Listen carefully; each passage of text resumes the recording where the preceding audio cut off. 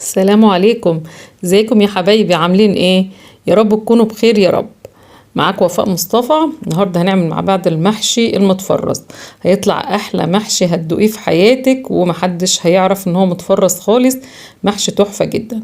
هنعمل النهارده حلة محشي في 5 دقايق وبس، لان احنا مفرزينه فهنطلعه كل الحكاية. هنرصه في الحلة وعلى طول هنسويه، فمش هياخد معانا وقت خالص غير 5 دقايق وهي ورص الحلة وبس. قبل كده بقى بكون عاملة ايه عشان المحشي عندي يبقى جاهز لأي عزومة في رمضان، في اي وقت يبقى عندي جاهز. بجيب كرنبة حلوة كده. بصوا الكرنب الجميل ده يا جماعة، روعة بجد. احلى كرنب شتوي، والكرنبة جميلة وورقها كله روعة. قطعت بقى الورق كده، فككته كده من بعضه من غير ما اهدر ولا اقطع اي حاجة. وكنت حاطة مية على النار تغلي عشان اسلق الكرنباية الاول.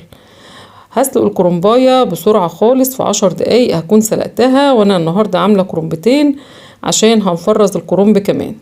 يعني مش هنفرز محشي بس، هنفرز الكرنب. فحطيت معلقة ملح ونص معلقة سكر وشوية كمون، والمية خلاص قربت تغلي.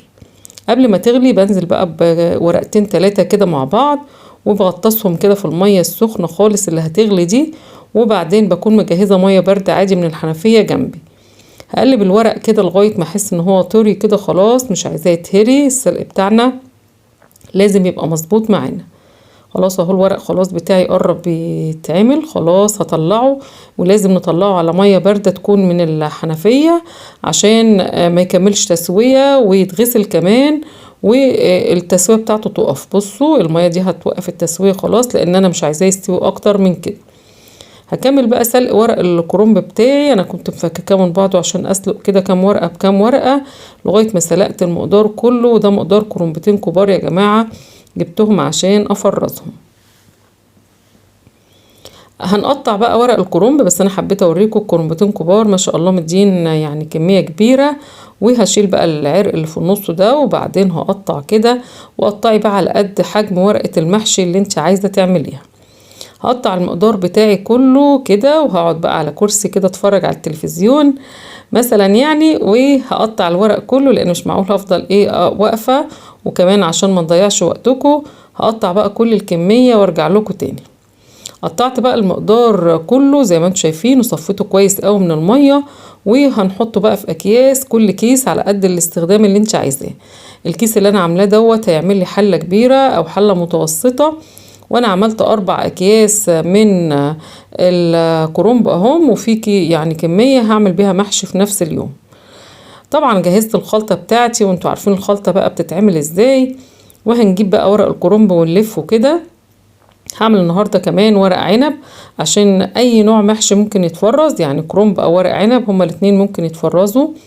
وبيفضل يا جماعة بنفس الطعم ونفس الريحة، والرز ما بتهريش جواه ولا اي حاجة خالص.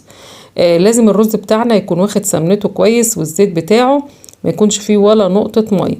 شايفين الرز بتاعي بيلمع اهو عشان فيه سمنة وزيت مظبوطين، مفهوش ولا نقطة مية. اغسلي الرز المحشي من اول ما تبدأي تعملي المحشي خالص. اغسلي الرز اول حاجة وحطيه في مصفى كده سلك يتصفى عشان ينشف كمان.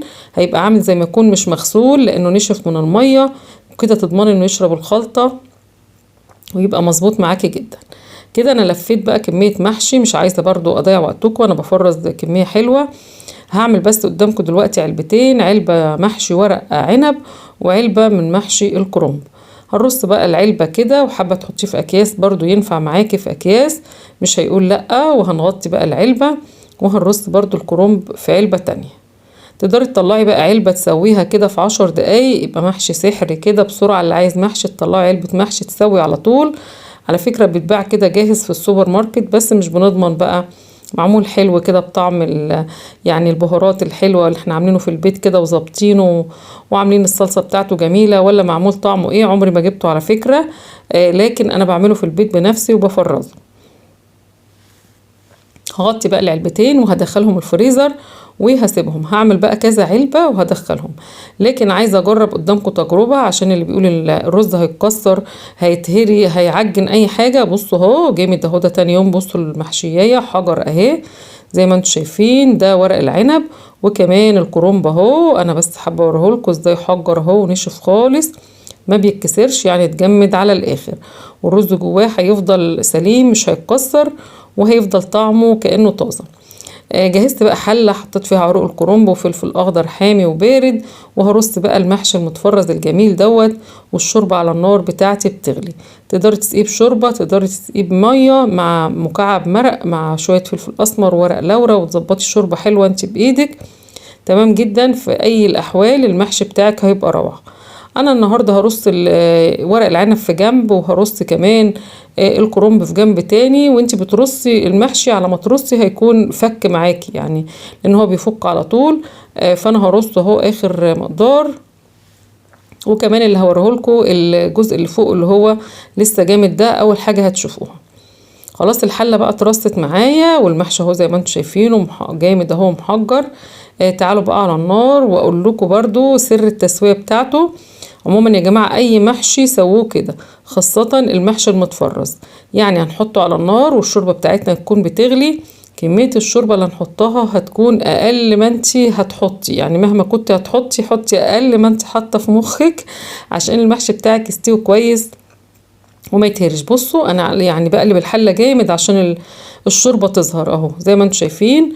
وكده خلاص الشوربه بتاعتنا مظبوطه. بعد ما غطيت لقيت عندي ورقتين خضر غطيت بيهم، ورجعت غطيت تاني. واول ما المحشي خلاص اتشرب كده بعد ربع ساعه هديت عليه النار وسبته كمان تلت ساعه تاني عشان يستوي. وتعالوا بقى نشوف الجمال والحلاوة. بصوا الشوكة بس تغرس فيه على طول اهو، يعني لا جلد ولا اي حاجة خالص. وكمان هوريكم الرز من جوه عامل ايه. شلته بقى من على النار حطيته بقى قدامي كده، وتعالوا نشوف المحشي بتاعنا المتفرز عامل ايه. بصوا اولا الشوكة بتغرس فيه خالص اهو. انا بس هدوقه. بصوا عايزة اوريكم الرز اهو ما اتهراش ولا اي حاجة. وده محشي بقى يعني ورق العنب. بصوا الرزاية سليمة اهو، مفيش فيه حاجة اتهرت ولا اي حاجة. اما بقى الطعم هو طعم المحشي اللي انت عاملاه، طعمه خطير جدا. انتوا عارفين المحشي بتاعنا بنظبطه بقى سمنته وزيته وبهاراته وحاجته، والشطة بقى بيبقى اخر حلاوة واخر جمال. احلى طبق محشي هتعملوه وهتاكلوه في 5 دقايق وبس. كل اللي هتعمليه هترصي حلة المحشي وتحطيه على النار يستوي وخلاص، ويبقى عملتي احلى محشي. هينفعك بقى لو في عزومة، هينفعنا في رمضان، هينفعنا لو احنا مش قادرين نعمل اكل للستات اللي بتشتغل. طريقة تانية بقى لتفريز المحشي، الكرنب متفرز اهو لوحده، الطماطم متفرزة برضو اهي اللي احنا عملناها مع بعض، والخضرة برضو عملناها مع بعض. ونقدر نغسل الرز وبصلتين ونعمل احلى محشي برضو. لو انت مش عايز تفرزيه محشي تقدري تفرزيه كده برضو، وتخلطي كل حاجة ببعضها وتروحي حشي على طول، وفي الاخر برضو هتطلعي احلى حلة محشي في الدنيا. انا كده خلاص خلصت الفيديو بتاعي. كان هدف الافادة، انا بعمل كده يا جماعة على طول، وبحب انقل لكم يعني خبرتي او الحاجة اللي انا بعملها. اعملوها وجربوها وما بقولكوش حاجة بتكون فاشلة. خلصت الفيديو بتاعي، شيروه. شكرا ليكم.